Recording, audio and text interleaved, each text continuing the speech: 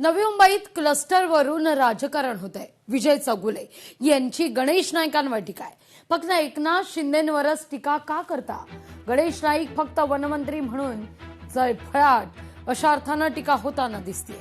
प्रत्येकानं आपल्या हद्दीत राहून बोलावं असं देखील या ठिकाणी विजय चौगुले म्हणतात। या सगळ्या संदर्भात विजय चौगुले यांच्याशी संवाद साधले आपले प्रतिनिधी आकांक्षा देशमुख यांनी।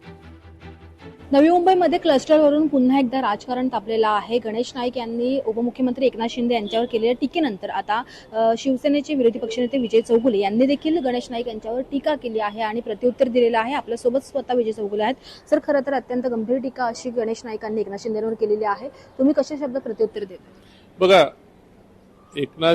आज एकनाथ शिंदे साहेबांचा यांना या सत्तेमध्ये आल्यानंतर आज यांना दिसलंय की एकनाथ शिंदे साहेब यांच्याकडे ज्युनियर होते पक्षामध्ये असताना, आज ते मुख्यमंत्री झाले आणि हे साधे वनमंत्री आहेत, म्हणूनच त्यांना जळफळाट होतोय। आणि त्यांना एक क्लस्टरचा विरोध नाही आहे, त्यांना त्यांच्या स्वतःचं जे चांगल्या गोष्टी, सर्वसामान्य जनतेच्या चांगल्या गोष्टी घडतायत आणि सर्व शिवसैनिकांच्या वॉर्डमध्ये काही गोष्टी घडतायत, म्हणून यांचा जळफळाट चालू आहे। आणि आमची नाराजगी तर गणेश नाईकावरतीच आहे।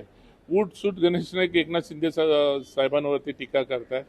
प्रत्येकाने आपल्या आपल्या अवकातीमध्ये राहायला पाहिजे। एकनाथ शिंदे साहेब कुठं आणि तुम्ही कुठे, प्रत्येकाने आपली अवकात सांभाळून आपलं राहायला पाहिजे।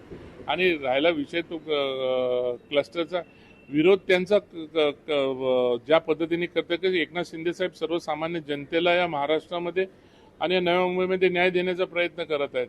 त्याच्यामुळे यांना जळफळाट होतोय की उद्या विरोधी लोकांच्या एरियामध्ये मोठे मोठे आता स्लम एरिया आमच्याकडे आहे, माथाडी एरिया आमचे नगरसेवक आहेत, म्हणून त्यांना त्याचं जळफळाट चाललेलं आहे। आकांक्षा देशमुख, लोकशाही मराठी, नवी मुंबई। लोकशाही मराठी ऐका, पहा, जागरूक रहा।